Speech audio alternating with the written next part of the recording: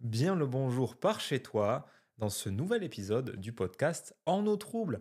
Ici Fabien d'Épanescence et aujourd'hui j'ai vraiment envie de te parler d'un thème qui m'est venu spontanément là, pouf d'un coup. Je sors d'une session avec une personne que j'accompagne en ce moment et il m'est venu cette phrase que je ne sais plus où je l'avais entendue et de laquelle j'ai envie de te parler. Cette phrase, en fait, elle résume beaucoup de choses, je trouve, dans le monde de l'accompagnement, dans le monde où tu as, dans un monde, dans une société, où il y a un peu partout des maîtres à penser. CF, le podcast éponyme sur le sujet auquel je te renvoie si tu ne l'as pas entendu. Et il y a beaucoup de gens voilà, qui te disent ce qu'il faut que tu penses, ce que tu fasses, etc. Voire même ce que tu ressentes. Je vais pas rebondir sur ce sujet puisque c'est déjà le thème d'un des podcasts. Non, ce que j'ai envie de te parler aujourd'hui, c'est de cette phrase qui dit: «On enseigne le mieux ce qu'on a le plus besoin d'apprendre».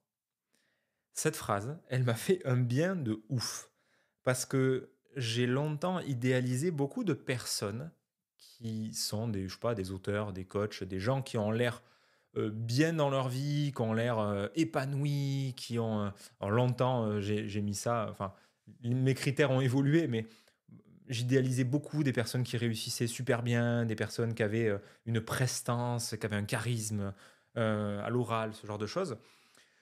Là où aujourd'hui, je mets beaucoup plus de valeur sur, l'ancrage qu'a une personne, son niveau de présence à elle-même et aux autres, son humilité, sa capacité à écouter, à être là, juste avec ce qu'elle véhicule cette personne. Ça, je valorise beaucoup et en même temps, il s'agit de pas idéaliser les gens, en fait, parce que enfin, c'est OK d'idéaliser, c'est une étape, hein, comme d'habitude, mais simplement, c'est que quand on idéalise une personne, on passe à côté de qui elle est, finalement. Puisque idéaliser quelqu'un, c'est, projeter un certain nombre de choses sur cette personne et quand tu projettes quelque chose sur une personne, bah, par définition, tu es pas en train de la voir telle qu'elle est. Tu passes toujours par des filtres, pour voir cette personne-là. Donc la phrase que je te dis: «On enseigne le mieux ce qu'on a le plus besoin d'apprendre», ça m'a permis de faire descendre de leur piédestal un certain nombre de personnes. Des personnes que justement j'idéalisais parce que je me disais: «Waouh, putain, mais il est intelligent, putain, il est doué, ah, tout ce qu'il connaît, il est fort, ah, et puis putain, bref, un certain nombre de qualités que je projetais à l'extérieur alors que je les ai aussi en moi, évidemment, parce que c'est ça le phénomène de projection, c'est que tu projettes autant tes pires ombres et ce que tu n'assumes pas de voir chez toi. CF, le podcast éponyme, puisque j'en ai fait aussi un sur les zones d'ombre, qui s'appelle quelque chose comme ce que tu ne veux pas savoir à ton sujet, ou un truc comme ça. Donc, il y a à la fois les pires ombres et il y a à la fois, ce qu'il y a de plus beau en toi. Bon et là, je suis déjà en train de d'émettre une forme de dichotomie beau-moche, hein, tu compris? Tu L'idée, c'est de dire que même les plus grandes qualités que tu as en toi et que tu ne peux pas te permettre de reconnaître parce que ce ne serait pas OK socialement, ce n'était pas OK dans ta famille, bah, du coup, pareil, tu les projettes à l'extérieur sur d'autres personnes et c'est typique dans le phénomène d'identification. Je l'ai beaucoup, beaucoup vu, bah, chez moi, comme je t'ai dit, et chez d'autres personnes qui, enfin, c'est même très, très fréquent, c'est waouh, mais cet auteur, je l'adore, il a tellement un style précis, oh, c'est incroyable, et puis comment il fait avec ses personnages, et puis c'est waouh. Enfin, toutes ces, tout ça, ce ne sont que des projections. Et c'est très, très bien de féliciter quelqu'un pour son travail et de beaucoup aimer. L'écueil vient quand tu commences à adorer comme une idole, à placer une personne tout de suite sur un autre plan, en fait. On n'est plus sur le même terrain, on n'est plus sur le même plancher des vaches. Hem, on met l'autre sur son estrade de conférencier, sur son estrade, où elle va nous regarder de haut, ou c'est nous, je regarde d'en bas et cette personne, je la mets dans toute une posture avec tout un folklore, alors que c'est un humain, comme toi et moi, qui n'a, rien de plus ou de moins, enfin en termes de valeur, inconditionnelle, voilà. La personne peut être bien sûr plus smart, plus intelligente, d'avoir, beaucoup plus de présence, peu importe. Par contre, en termes de valeur, en termes de cette personne ne vaut pas plus et c'est ça que permet enfin, en tout cas, moi, ça m'a aidé là-dessus. Ça pourrait peut-être, toi, te mettre la puce à l'oreille sur des choses, c'est de te dire: que on enseigne le mieux ce qu'on a le plus besoin d'apprendre. Donc quand quelqu'un te fait un discours sur un sujet, comme moi, que je te parle beaucoup d'acceptation, d'accueil, d'apprendre à s'aimer tel qu'on est, c'est que je suis tellement allé loin dans le paradigme de la machine, on a des objectifs, il faut se dépasser, devenir la meilleure version de Fabien, je veux faire ceci, je veux faire cela, je veux...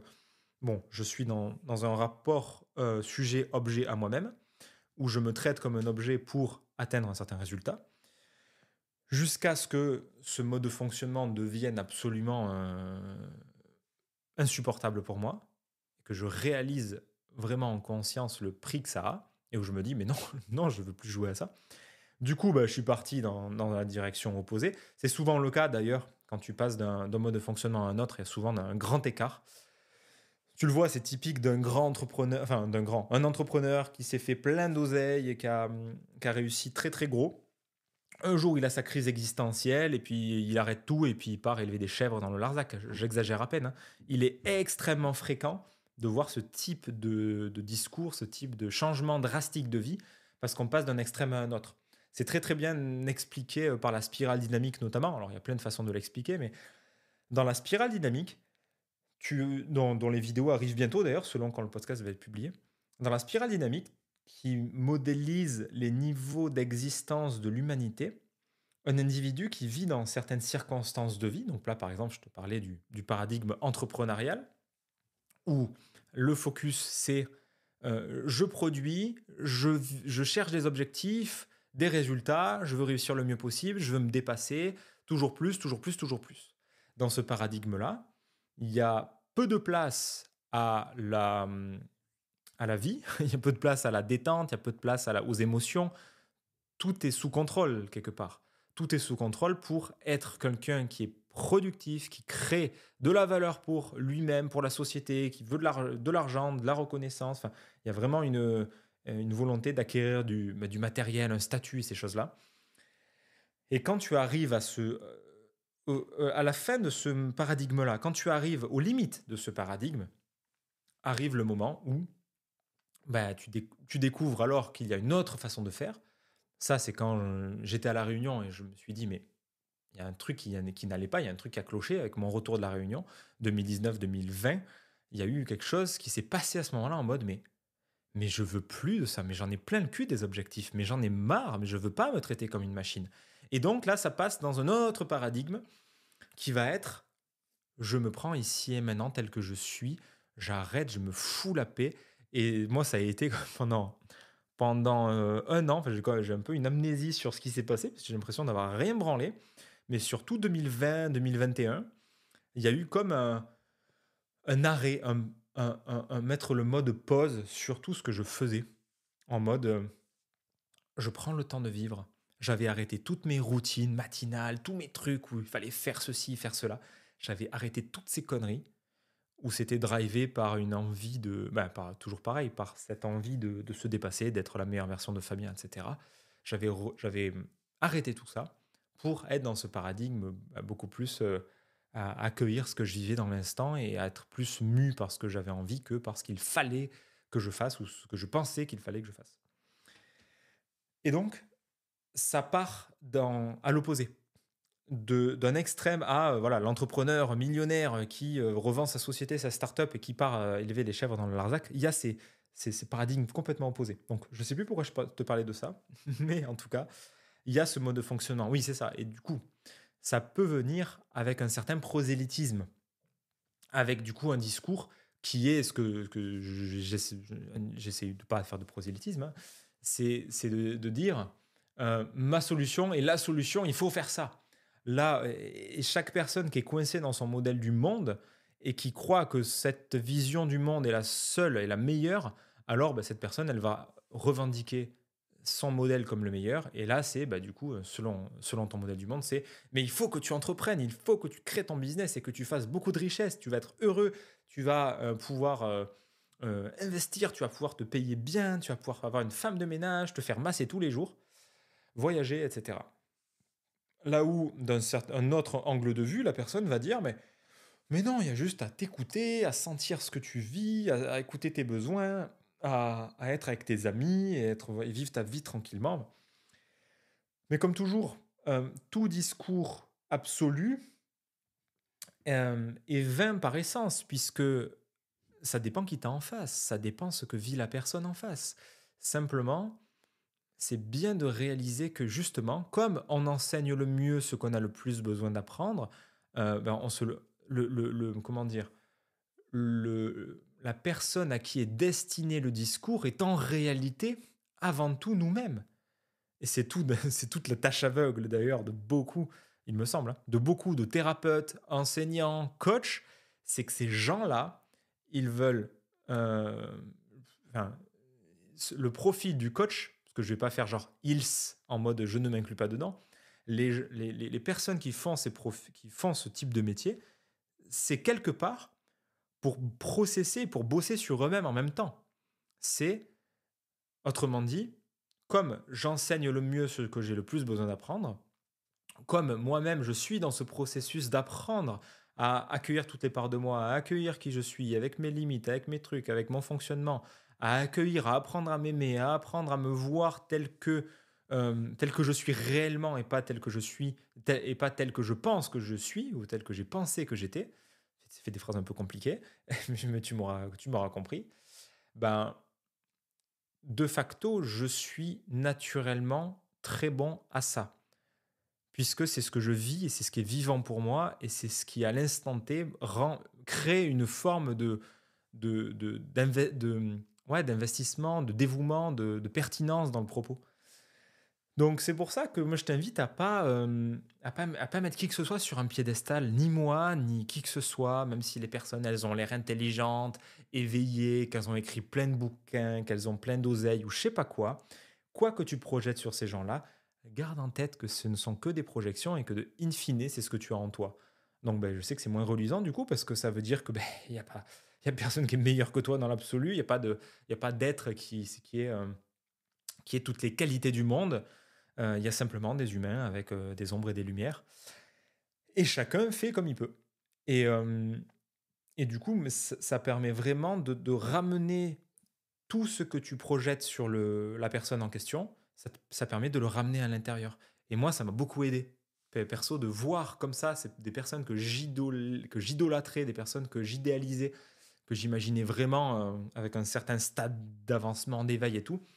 De voir que ces personnes, en réalité, ben, si elles enseignent, c'est pas pour rien, c'est que, comme disait Éric Barré, c'était une anecdote que j'ai beaucoup aimée. Il racontait que quand il était avec son maître Jean Klein lui a dit à un moment donné, bah ça y est, en gros, c'est bon, tu peux enseigner quoi. Et l'autre était tout content, du coup, une forme de, t'es content, tu vois, tu te dis ah je peux enseigner et tout. Et après son maître lui disait oui non mais en fait c'est euh, seulement à mes pires élèves que je leur dis je leur dis de commencer à enseigner à mes pires élèves. Parce que ils ont besoin du rapport d'altérité, ils ont besoin de trucs de l'enseignement, d'enseigner euh, pour comprendre, pour évoluer quelque part. Pour évoluer et passer par le rôle d'enseignant pour évoluer. Ça fait beaucoup relativiser, je trouve. Ça fait beaucoup relativiser ce truc du gourou, du chaman, de l'enseignant. Surtout dans ce genre de monde psycho-spirituel où il y a beaucoup de jeux de dupes, où il y a beaucoup de gens qui se font passer pour ce qu'ils ne sont pas, beaucoup de gens qui se clament éveillés, qui se clament être des êtres de lumière, des êtres qui sont là pour apporter la paix sur Terre, ou je sais quelle connerie, où ils peuvent le penser très très fort, hein, mais où ça ressemble fort à une transe auto-induite. Hein. Moi, je connais pas d'être qui est fait 100% de lumière. J'ai tendance à me méfier des personnes qui sont aveugles à leur zone d'ombre et qui me racontent qu'ils ne sont que des êtres de lumière, qui ne sont que pur amour. Euh, Ça cache souvent du gros caca qui est bien caché sous le tapis. Et même si euh, c'est pas politiquement correct, c'est une réalité. Donc voilà, c'est aussi, c'était d'ailleurs, comment il s'appelait celui-là? Dans un autre bouquin vraiment, vraiment sympa, oui, de Jack Cornfield, pas Canfield, l'entrepreneur, Jack Cornfield, dont le livre était, ah oui c'est ça, Après l'extase, la lessive, After Ecstasy, the Laundry, en anglais. il évoquait justement cette descente, du piédestal du maître en balançant plein de potins, de punch enfin pas de punchline, tous les petits potins, tous les petites histoires, qui s dans les communautés d'éveil spirituel, dans tous ces même chez les moines bouddhistes, chez toutes ces communautés ou tous ces gens que tu peux, d'une certaine façon, idéaliser, te dire: «Waouh et tout, putain, les moines incroyables et tout». De réaliser les petites affaires de ces gens-là, de réaliser toute la bassesse de l'humanité qu'il y a aussi dans ce genre de communauté et de lieux, ça permet de relativiser et de te concentrer sur ce qui est le plus important, sur ton chemin personnel. C'est toi. C'est toi, ton propre chemin, toi où tu en es et pas de balancer à l'extérieur une forme, d'idole et d'objectif à atteindre d'éveil, d'acceptation, d'intégration en te disant: «Oh mais lui, il est tellement ceci, cela, moi aussi je dois devenir comme lui X, Y, Z».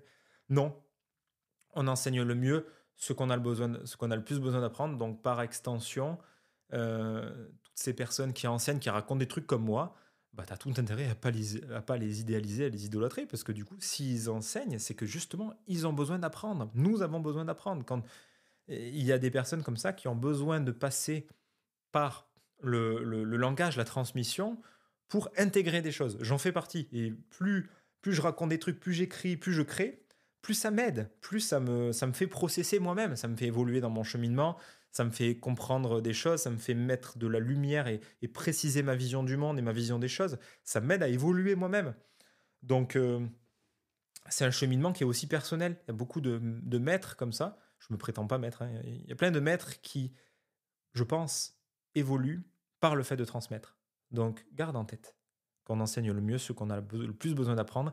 Et c'est pas parce qu'on est arrivé qu'on enseigne. C'est pas parce qu'on est au bout et qu'on est éveillé qu'on enseigne.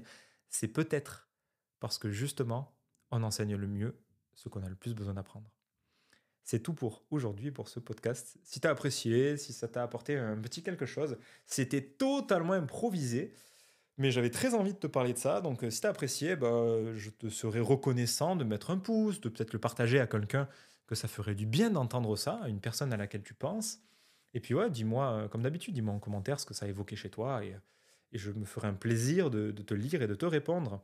Sur ce, je te souhaite une belle journée, soirée, nuit et à très bientôt dans le prochain podcast.